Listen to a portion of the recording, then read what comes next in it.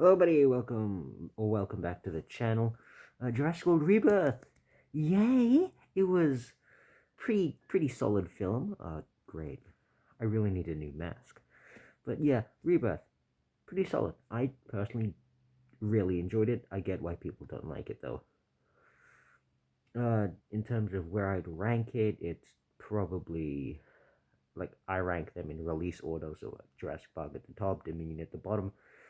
Big question: is it worse than Dominion? No. I'm gonna try and keep this brief so I don't kill my phone storage, and then you'll never see it. Uh, I have like written down, which I can't even read because it's thing. Okay, so I'm just gonna go off some general stuff. Then we'll move on to characters, and then the dinosaurs. So, oh yeah.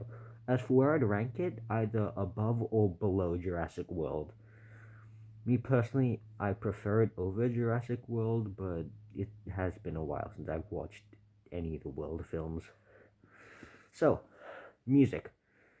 I love the score. Alexandre Desplat returning from Godzilla 2014, along with Gareth Edwards, which is another thing. The directing, absolutely beautiful. Definitely conveys how big some of these creatures are. Like, especially since they like upscaled the T Rex. You didn't need to do that, Gareth, but whatever. The scale of these creatures and the action sequences, absolutely beautiful. As for the music, yeah, I think Alexandre Desplat does a really good job when he's making original music. Like throughout like the entire film, they play the classical John Williams themes so much. It gets to a point. It's not like King of the Monsters where like they play it sometimes. Maybe this was also a problem with King of the Monsters. Whatever. It's not as much of a problem with King of the Monsters because like the rest of the soundtrack it fits in. Like the classic themes fit in. With this one, the classic themes stand out. The only time I think they were actually done right was the Titanosaur sequence. Like that's because it builds and builds. And fun fact, the like clarinet I believe that's being played, Jonathan Bailey himself is playing that, so that's nice. But yeah, that was the only time throughout the entire film where I liked them using the theme, and I guess using it in the credits too. That's fine. As for pacing, it does kind of have that Dominion problem where the dinosaurs only get one action sequence each, and then like once you're done with one, you never see it again. Although this time, thanks to the much smaller roster of dinosaurs, they each get their time to shine. The mosasaurs and spinosaurs are a bit iffy because they share screen time, but eh, overall, I did think it was pretty nice. But one like really bad aspect is the dialogue.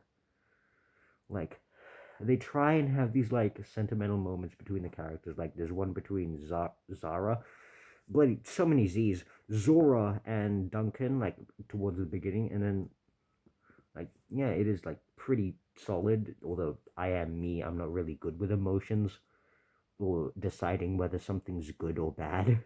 So this review is probably going to be all over the place. But yeah, I did like that scene until they immediately ruined it by saying something like, "We are so pathetic. Can we just like not have a genuine scene?" And that is like every time they try to like have like a serious conversation. Huh? What? Why? The first film never had like anything like that. Actually, none of the Park films did. So yeah, just that quippy dialogue. That I'm not really a fan of it. Uh, the deaths. The deaths did surprise me. Oh yeah, by the way, this isn't spoiler filled. Whoops a daisy! I should have brought that up. That'll be in title and thumbnail. The deaths are interesting. Like, like half of them were half of them. No, there's like eight. Yeah, there's like eight deaths. So like half of them are like really what I'm going to talk about. We have like four that died of the D-Rex, but like, who really cares about those? You have Martin and then the three mercenaries. The three mercenaries kind of remind me of like the JP3 mercenaries, where like two of them die to a spinal at the beginning, and then you get one with like a pretty sad death. So yeah, you have Bobby Atwater, such a shit name. Or we'll call him Atwater because he dies at water. Oh my god, we're geniuses. So yeah, pretty stupid name. And then like he's not really too glossed on. The next person though, the other mercenary, I forgot her name. Yeah, she also gets off screened by a spinal, but it's done in a way. And then like you see Duncan running up, like screaming her name. Couldn't even with then I couldn't really like hear it properly. I don't know, but yeah, shows that Duncan really does care about his mercenaries. And then you have the other guy, Leclerc, probably the saddest death in the whole film. So they're in the Quet's nest. It's like about to get Zora. He throws like a spanner or something at it. Which, by the way, I love that the span, like he was like clanging it, and then a Quetz was chirping in reply. That was some really nice animal behavior. That's another thing this film does. It portrays them as actual animals. Even the bloody Mutadons and the D-Rex to an extent. Yeah, that's another thing I like about this film. But anyways, like he starts like climbing up, and then throughout the entire thing, the Quetz is chasing him. And then when they finally pull him to the top, he's in the Quetz's jaws, about to go down the throat. Like the Quetz is like shaking him. He like almost drops out, then the Quetz gets him.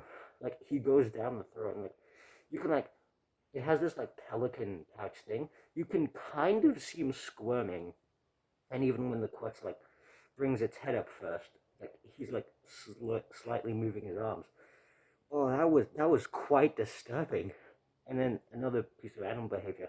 He's attached to a rope, and like the Quest obviously is eating him. Like it's stuck on that rope. It tries to break free, and then eventually its beak it just cuts it. Yeah. And then Martin Krebs. I'm gonna talk a lot more about him later, but his death, probably the most brutal one in this whole film. Like the D-Rex stomps on the car, grabs him, and then chomps him in half. Huh? That is beautiful. I love that. Is that bad? Is that bad that I like it? Probably not. And then you see his arm drop down, which is a bit of a continuity error because he chained his arm to it, but Henry's just able to remove it, so whatever. But yeah, did like the deaths. Oh, and another piece of animal behavior I like. After the D-Rex is done eating him, he like uses its tiny T-Rex arms to clean its mouth. That's great. That is something that I don't think any dinosaur film has done since The Lost World, 1925. You know, 100 years ago. So that's kind of cool. Anyways, onto the more character focused discussion.